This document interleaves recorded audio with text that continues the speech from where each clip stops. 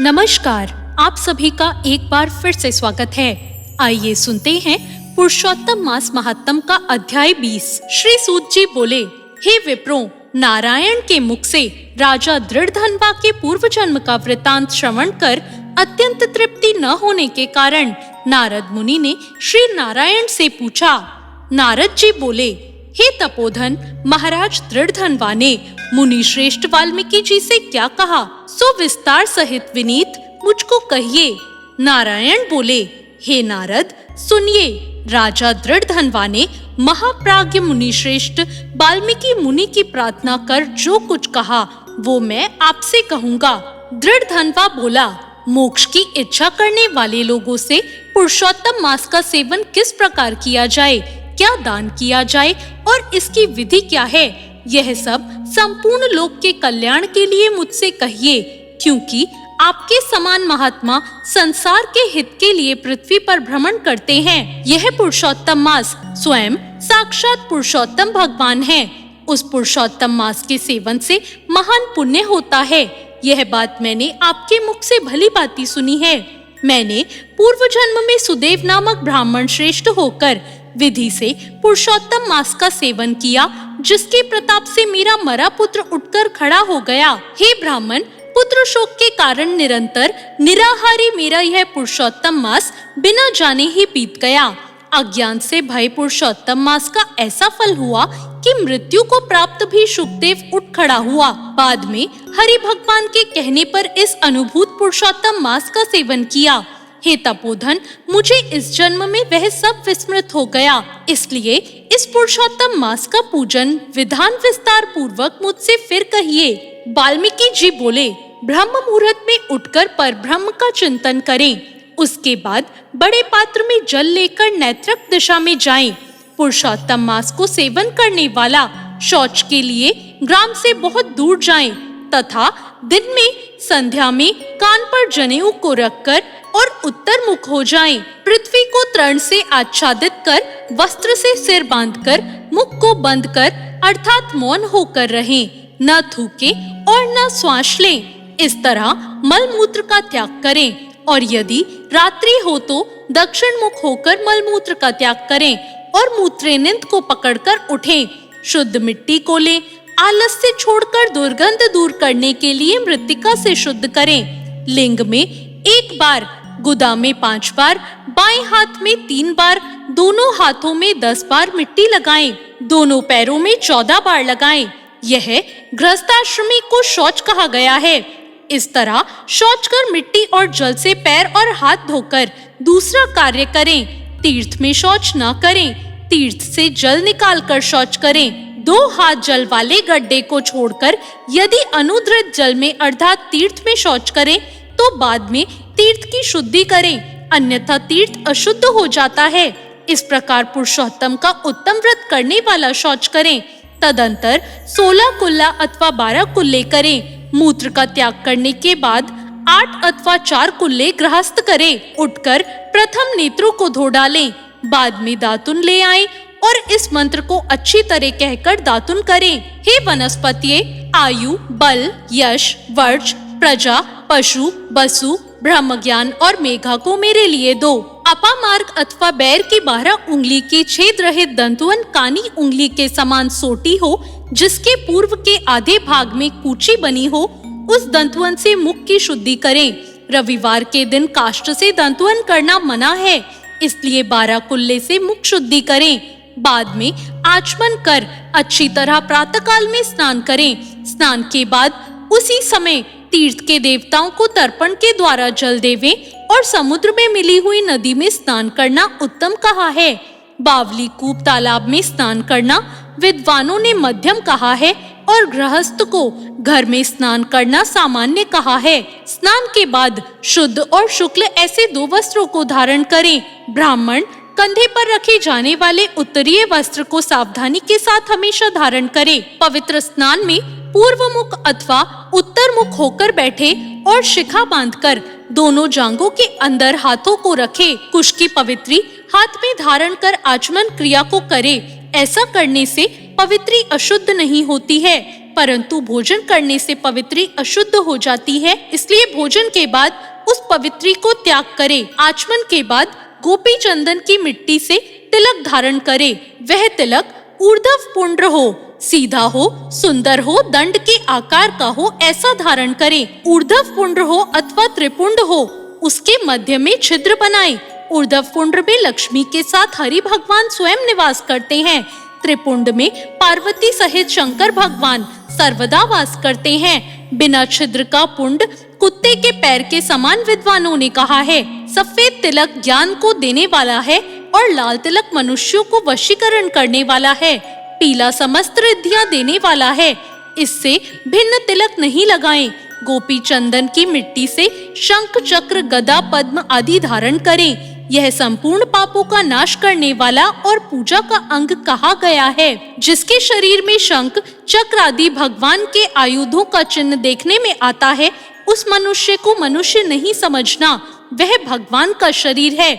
जो शंख, चक्र आदि चिन्हों को नित्य धारण करता है, उस देही के पाप पुण्य रूप हो जाते हैं। नारायण के आयुधों से जिसका शरीर चिन्हित रहता है, उसका कोटि कोटि पाप होने पर भी यमराज क्या कर सकता है। बाद में प्राणायाम करके संध्या वंदन करें।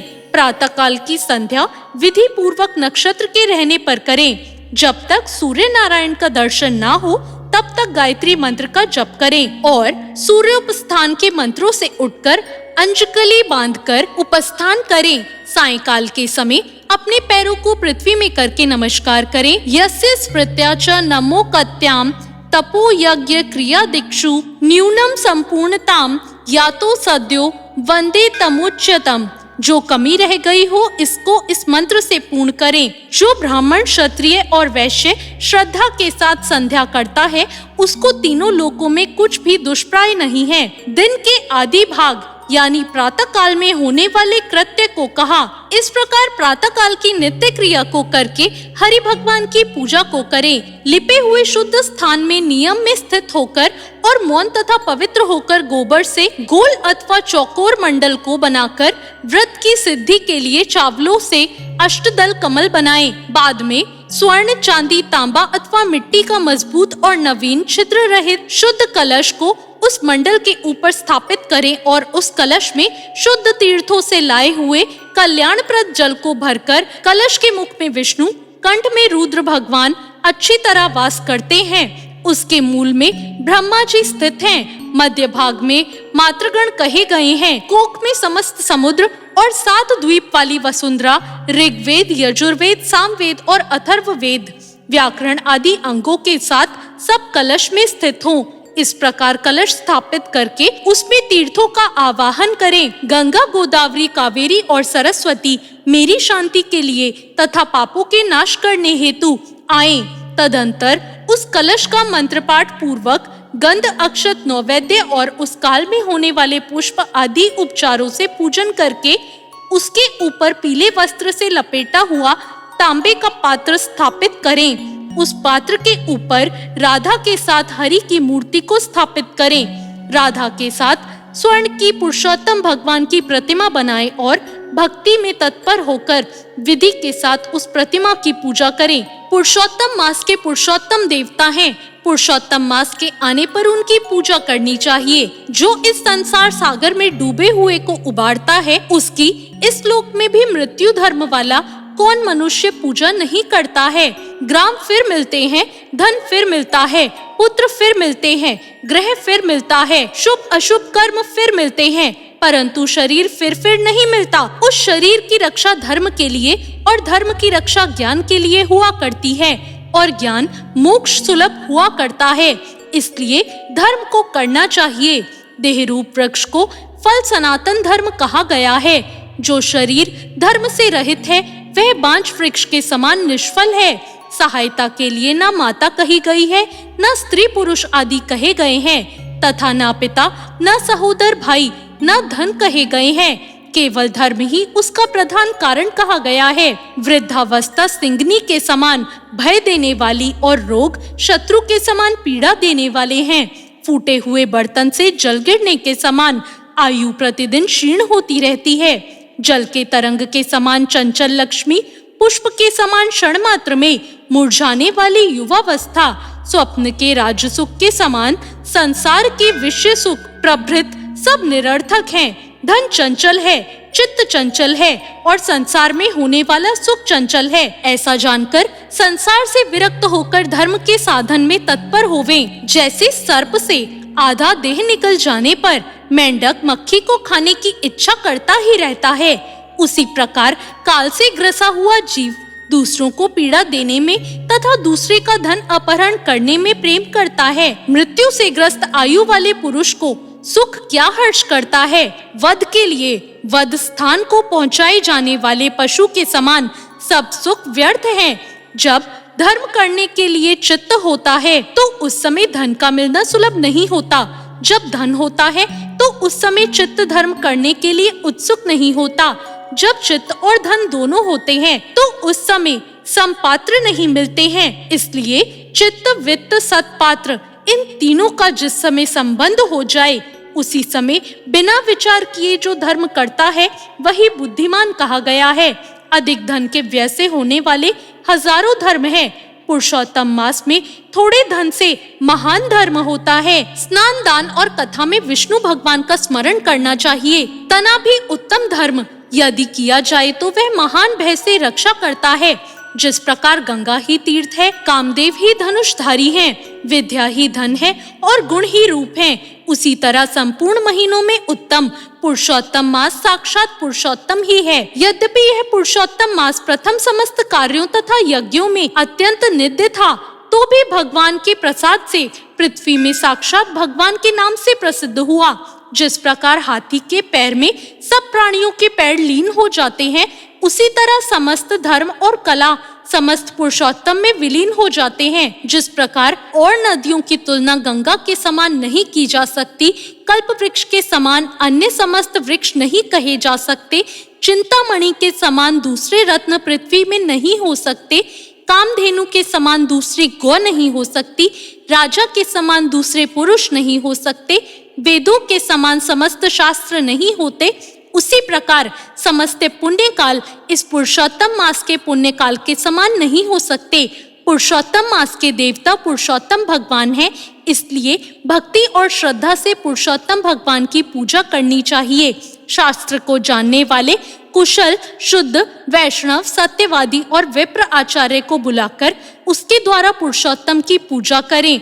अंतकरण होने वाले मोह, काम, क्रोध, लोभ, मद, मार्तस्य आदि रूप बड़ी बड़ी मछलियों से पूर्ण अत्यंत गंभीर वेग वाले इस संसार रूप सागर को पार करने की इच्छा करता है, वह इस भारतवर्ष में आदि देवता पुरुषोत्तम भगवान का अच्छी तरह पूजन करें। इति श्री ब्रह्म नारदीय पुराणे पुरुषोत्तम मास महात्म्ये श्री नारायण नारद संवादे दृढ़ अहिन कथनम नाम 20तमो अध्याय समाप्त। तो ये था 20वां अध्याय। आपको ये अध्याय कैसा लगा कमेंट करके जरूर बताएं। चैनल को सब्सक्राइब करें, वीडियो को लाइक करें। धन्यवाद।